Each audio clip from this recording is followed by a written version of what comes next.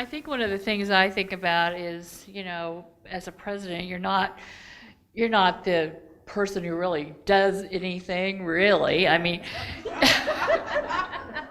but you really are. I mean, you listen, you collaborate, you make concessions with people, you bring them all in, and you, as Louise was saying, kind of making sure they collaborate, they compromise, and then the best plan comes out of that. So when I looked at this on the shoulder of leaders, I think presidents are like servant leaders. We are at the beck and call of the membership, and that's wonderful. Now, how did I get to be president of this organization? I keep thinking, gosh, that's been almost 20 years ago. Well, Louise Hart pulled a little fast one on all of us. We talked her into running for president, and she said, okay, I'll do it, And she said, you run for first vice president. Okay, I'll do it.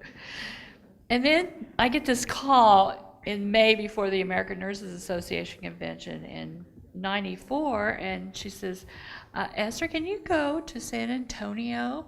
Sure, I'll go. And then I knew this had to be some reason. Why was she calling me? I said, what's going on? She said, well, it's not official, but Louise is taking another position as a dean out of state. She'll be in the Missouri Nurses Association. I said, okay. But you can't tell anybody, Naomi said. But we want you to be there. We want you to be at the Constituent Assembly. We want you to do everything. So I load up my granddaughter. We go to San Antonio, and it all starts. Oh, but it does start before that. I mean, you're involved in your district level as president. I was, and on all their committees before that, and vice president, second vice president, those kind of things. And then you get involved in the state. I was on the council for the adult and child nurse practitioners at the time, and also with kind of my Fab Four, I guess, Vita Gregory, Louise Anderson, and Joyce Darnell, and I got pulled into all kinds of interactions for the ISNA. Vita's little representative, Dale Grubb, was going to have everybody be tested for HIV/AIDS on admission to the hospital. The doctors group called him. That's what they wanted to happen. AIDS was a big thing. And just like a chest x-ray that all the patients had to have before they were, on admission to the hospital, he wanted them to, these doctors want them to have AIDS testing because, they might get it, and or they might give it to somebody. And so we had to write a position statement at Lofner's in Plainfield, and I don't think it's there anymore. So we had to go up there, and again, no computers, so we had to write it out, and then somebody took it home and typed it and sent it to ISNA. So we had a position statement on that. But what happened during my presidency? Well, I think about all the, first writings in the bulletin that I did. It was on access to health care. And especially the underserved, the non-insured children, adults, elderly, that had no money. ISNA wanted access to health care. And of course, that was during the time when Virginia Trotter Betts and Hillary Clinton and the Gores were working on, the health care reform materials that came out a little bit before that. But that continued on. And Faye Peters, as second vice president, worked on a position statement for ISNA's platform on health care reform, very feisty about access to care and the use of nurses. And so we were very, very glad about that process. Also during my term, Every Patient Deserves a Nurse campaign was just starting to be talked about, to be implemented in the future. Unlicensed assistive personnel were doing all kinds of things in Indiana, admitting patients, doing all their admission process. And, nurses were calling and talking about this. They didn't like it very much. School nurses were very scared of how unlicensed people in the school system were taking care of the kids on vents, on feeding tubes, without any training. So we got the school nurses involved. That's how we kind of got them on board. Also, prescriptive authority was still an issue, having been passed in the Louisa's term. We had to keep an eye on it because the Indiana State Board of Nursing was overwhelmed. We didn't want the Indiana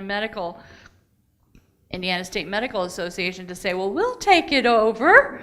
We'll do the rules and regulations that you want. We'll do that. No, no, no, no, no.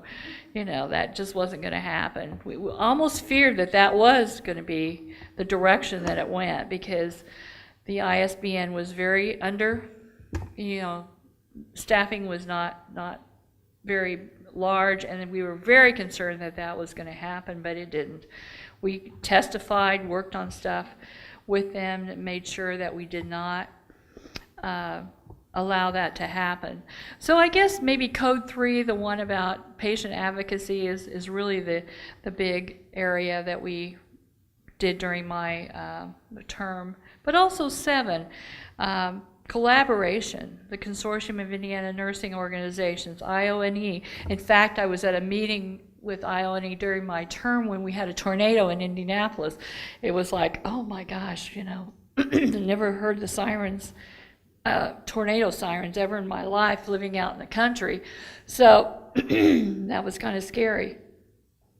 Also, the Indiana League on Nursing and Nursing 2000 was blooming during that time, and we became part of that.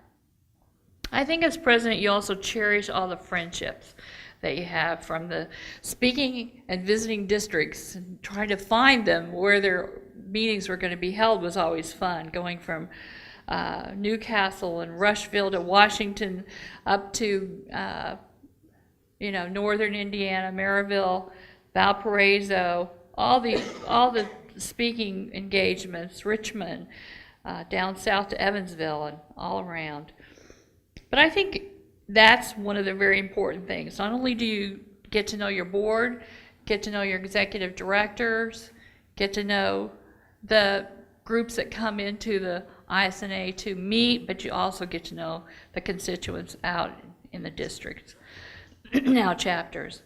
But my dream is for the young nurses, all these students that are here today, to really move to the leadership positions in your chapters in the area, find out about policies, help us with our ISNA platform, become officers on the board, members, anything that you can do to be helpful. I think that's the most important thing for the future of the organization.